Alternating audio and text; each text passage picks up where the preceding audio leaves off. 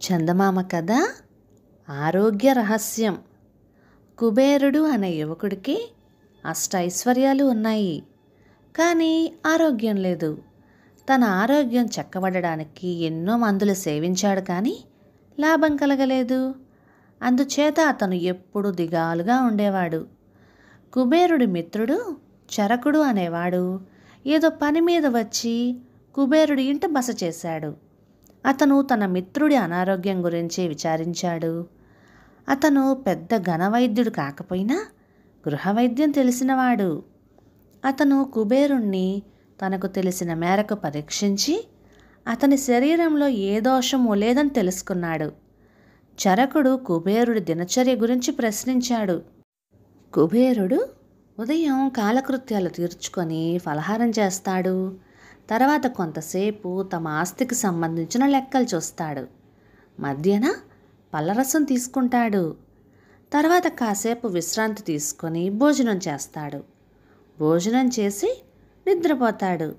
నిద్ర అయ్యాక తమ వ్యవహారాలు చూసే ఉద్యోగుల మీద అజమాయిషీ చేసి తన తండ్రితో సొంత వ్యవహారాల గురించి చర్చిస్తాడు. రాత్రి భోజనం అయ్యాక పడుకునే ముందు మళ్ళీ పళ్ళరసం తాగుతాడు. కుబేరుడు ఈ వివరాలన్నీ చెప్పి చరకుడితో, నన్నేదో భయంకరమైన వ్యాధి పట్టుకున్నట్టుంది. అది మందులకు లొంగేది కాదు.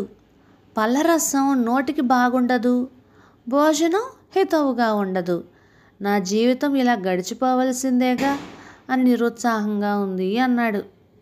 చరకుడు నవ్వి, నిరుత్సాహపడకు. నీకు ఔషధాలతో పాటు గాలి మార్పు కూడా అవసరం. 1 మాసం పాటు మా ఊరు వచ్చి ఉండు. నీ ఆరోగ్యం బాగుపడుతుందని నాకు నమ్మకం అన్నాడు. కుబేరుడు తండ్రి అనుమతితో చరకుడి ఊరు వెళ్ళాడు. ఆ గ్రామంలోని సంపన్నులు కళాప్రియులు. అందుచేత అక్కడ నిత్యము వినోద కార్యక్రమాలు జరుగుతూ ఉండేవి. కుబేరుడికి ఆ కార్యక్రమాలు అమితమైన ఆనందం కలిగించాయి. అందుచేత అతను రోజు సాయంకాలం కోసం ఆత్రంగా ఎదురుచూసేవాడు. అతనిలో కొత్త ఉత్సాహం చూసి చరకుడు, మా ఊరి గాలి నీకు పడినట్టుంది. నీలో ముందులేని ఉత్సాహం కనబడుతోంది. నిన్న రాత్రి నాకు ఓ గోసాయి కనిపించాడు. అతనికి నీ జబ్బు గురించి చెబితే అడవిలో కోయగూడెం సమీపంలో ఒక మూలిక ఉన్నదని, దాన్ని వాడేవాడు స్వయంగా పీకాలని, ఆ మూలికతో నీ వ్యాధి నయమవుతుందని అన్నాడు. నీకు అభ్యంతరం లేకపోతే ఇప్పుడే బయలుదేరి వెళ్ళి వద్దాము అన్నాడు. సాయంత్రానికల్లా తిరిగి రాగలమా అని కుబేరుడు అడిగాడు.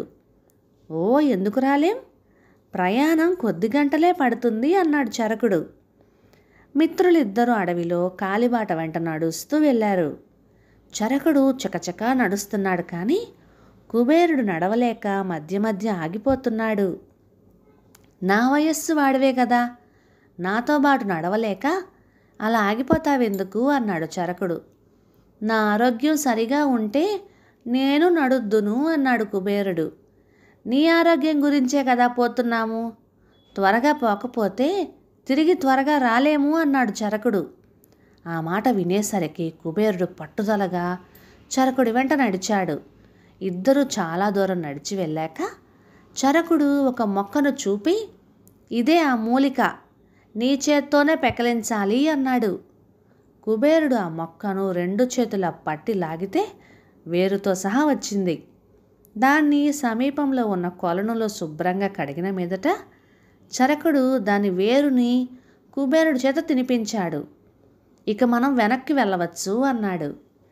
తాము వచ్చిన దూరమంతా తలుచుకునేసరికి కుబేరుడికి గుండెల్లో రాయి పడినట్టయింది.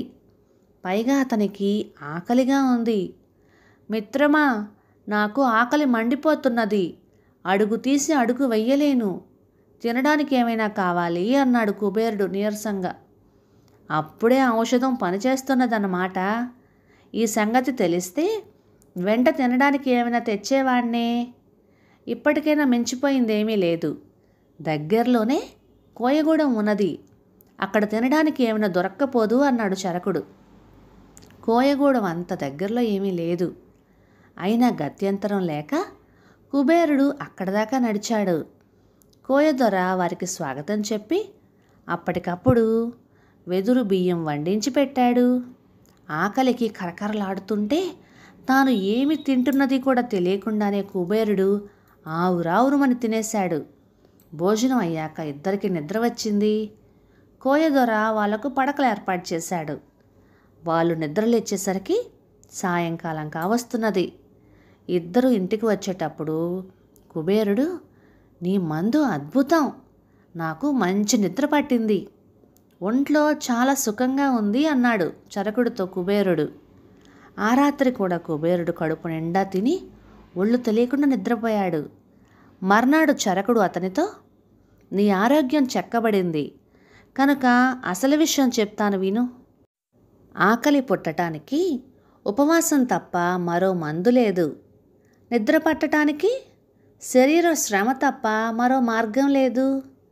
మనస్సు ఉల్లాసంగా ఉండాలంటే వినోద కార్యక్రమాలు అవసరం. ముందే ఈ మాట చెబితే నువ్వు నమ్మవని మందు పేరు చెప్పి ఇలా తీసుకొచ్చాను. ఇక ముందు ఆకలి వేస్తే గాని తినకు, శరీర వ్యాయామం కొంతైనా చెయ్యి అన్నాడు. కుబేరుడు ముందు ఆశ్చర్యపడినా తర్వాత నిజం గ్రహించి తన ఊరికి తిరిగిపోయి చరకుడి సలహాను అమలు చేస్తూ వచ్చాడు. మనస్సుకి వినోదం, శరీరానికి శ్రమ, ఇదే అసలైన ఆరోగ్య రహస్యం. కథ సమాప్తం. ఇక ఈ కథ మీకు నచ్చినట్లయితే ఇలాంటి మరెన్నో తెలుగు కథల కోసం లైక్ చేయండి, షేర్ చేయండి, సబ్స్క్రైబ్ చేయండి. Thank you.